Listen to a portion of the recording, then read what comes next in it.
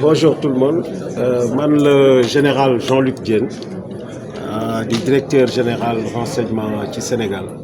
Renseignement su ngeen koy dégg mooy ñoo xam ni dañuy liggéey ci aar réew mi lépp lu fi xew loo xam ni mun na gàllankoor réew mi jëm ko yëg pour yëgal ko nit ñoo xam ni dañu war a jël seen matuwaay pour jéem a aar réew mi. Tey nag su ngeen gisee lu ñu indi fii mboolam nit ñoo xam ni ci renseignement la ñuy liggéey di ay kàngam seen réew bokk ci Union africaine ñoom ñu tànn ñëw fii ci Dakar mooy ñu toog seet nu ñuy xalaatee pour jéem a xeex mbirum terrorisme. xam ngeen ni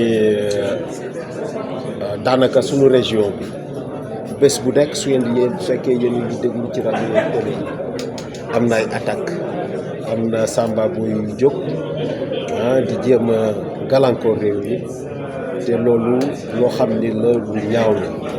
gis nañu nag ni nit ñi ñu ngi jéem dëkk bu nekk di yokk say gànnaay say jumtuwaay pour jéem a xeex mais lu ñu seetlu mooy xeex bi réew yi waruñu ko mun a ku nekk di xeex sa wàll.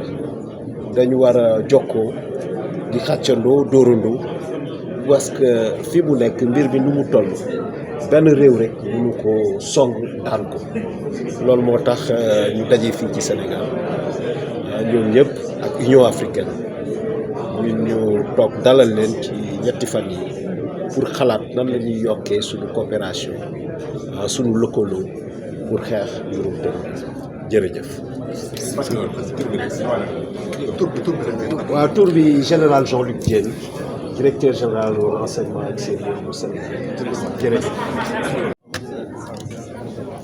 Voilà, nous sommes là réunis tous les chefs de renseignement du processus de Nouakchott pour tenter de trouver une solution à l'expansion du terrorisme au Sahel. Vous avez suivi au bout de la presse ce terrorisme qui fait chaque jour des victimes, notamment encore plus dans les États du Sahel, le Mali, le Burkina, le Niger.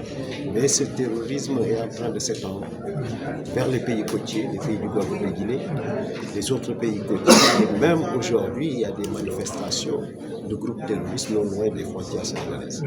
Face à cette situation qui met en danger, en des termes inédits, les pays de la sous-région.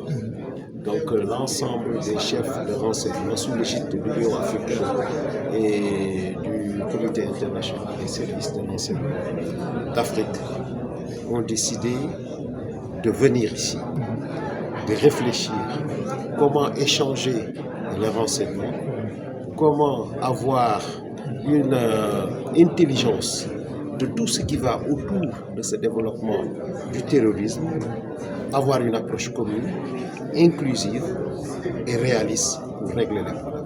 Voilà l'objet de cette visite, de cette rencontre qui a été organisée par l'Union africaine pour pouvoir mobiliser les efforts, avoir une certaine synergie dans la lutte contre le terrorisme. Et qu'est-ce qui sera fait concrètement au sortir, n'est-ce pas, de cette rencontre? Qu'est-ce qui sera fait concrètement, mon général? Concrètement, vous voyez, ces personnalités qui sont ici vont déjà comprendre mieux ce qui est en train de se passer. Ensuite, ils vont définir entre les différents pays des mécanismes pour pouvoir s'auto-alerter. Chaque fois qu'il y a quelque chose, pouvoir alerter le voisin. Parce que ce qui se passe avec le terrorisme, c'est qu'il ignore les frontières. Il y a un phénomène aujourd'hui qu'on appelle contagion. Ça a commencé sur une région, ça traverse la frontière et ça va dans une autre région. Donc pour faire face à cela, un seul pays ne peut pas. Vous savez, dès l'instant vous suivez quelqu'un qui passe dans un autre pays, si vous ne pouvez pas avoir la coopération avec le pays qui vient, vous ne pouvez pas faire face à ce phénomène. Donc il faut mettre ensemble les efforts, les synergies, échanger les renseignements pour pouvoir mieux appréhender ce phénomène qui menace nos États. Merci. Vous pensez pouvoir arrêter le terrorisme, vu qu'ils sont forts, parfois on dit qu'ils sont subventionnés en armes et autres. Comment allez-vous procéder pour ça? Ce n'est même pas une question qu'on se pose, c'est un enjeu de survie pour nos États. Si nous ne sommes pas en mesure de le faire, les États disparaîtront. Nous savons que le terrorisme comme il l'a dit, ne vient pas du ciel, ça ne vient pas de nulle part. Il y a des causes profondes, il faut appréhender ces causes profondes, qui ne sont pas seulement d'ordre sécuritaire. Il faudra voir comment appréhender toutes les causes, proposer à nos décideurs la meilleure approche pour prendre en compte ce phénomène. Et nous pensons que si tout le monde se met ensemble, c'est possible de régler cette situation. Merci beaucoup. Merci. Amata. I'm the Executive Secretary of the Committee of Intelligence and Security Services of Africa. Yes, sir. How do you think to solve these problems? Like we all know, all these terrorism, they come not from anywhere, not heaven, no, but they come from here, and they are taking our own people. How do you think to solve these problems? Like I indicated in my remarks during the opening session, we need as societies, all of us, at whatever levels we are, whether in government or out of government, to understand and appreciate the fact that state security, national security is a shared responsibility. It's not only the exclusive mandate of intelligence and security services, it's not only the exclusive mandate of the government, state institutions, it's for all of us. The factors that drive and feed and that terrorist groups take advantage of has to do with human security. Frustrations around the provision of basic goods and services, whether it's food, access to water, decent shelter, safety, health, education, income, which you can get through employment or business activities. Those are not provided for by intelligence and security services. They are done through government policies that ensure that their provision, that ensure that people are employed, so that you build the resilience of the communities, so that you touch the innate ability, inborn abilities of human beings to use their rational mind, taking risk and benefit analysis in whatever that they do, to understand that I cannot engage in terrorist activities because I risk losing my life. But if I have access to everything that I need, basic goods and services, what do I want to achieve by risking to lose my life by engaging in criminal activities?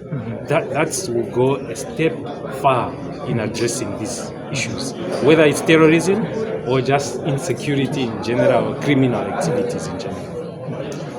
Can we know how many percent in Africa are this one involved with this terrorism issue in Africa? How many percent? Let's approach it from an angle of saying most of our countries are affected in one way or the other. It could be that the country is affected by experiencing attacks that are causing civilian death, destruction of properties, whether it's for government or private properties. But even where terrorist groups are not active in terms of attacks, they could be using those territories to generate funds to fund terrorist activities elsewhere. So in that context, all the states need to cooperate, need to coordinate, and that informs the existence of the institution that I'm heading, the Executive Secretary of CISA, to bring together intelligence and security services on the continent to coordinate in dealing with various threats and assist the African Union by providing strategic intelligence as they go about engaging in their diplomatic and political efforts. Last one. All this issue, mostly who is lost is the youth. Have African Union involving the youth direct, not they involve the youth to fight this against insecurity? There are other departments within the African Union that deals with issues related to engaging civil society, including the youth. From our angle as intelligence and security services of Africa, at national level, is just to impress it upon the various authorities that youth unemployment specifically is a threat to national security, and therefore it needs to be addressed through policies that ensure job creation. Thank you. Merci. Merci. because Senegal is a key leader in this region and has been given a mandate by ECOWAS to work with the three Sahelian countries, Mali, Burkina Faso and Niger, in order to ensure that they are kept in the community, but also that we are able to respond to the terrorist threats in those three countries. Can we know some of the challenges? Well, I think the major challenge has been how do we coordinate our responses? Because quite often what we see, there are a lot of initiatives, but these initiatives are not coordinated. So we all have to push in the same direction, and I think this is where the African Union is ready to provide the leadership role that is required.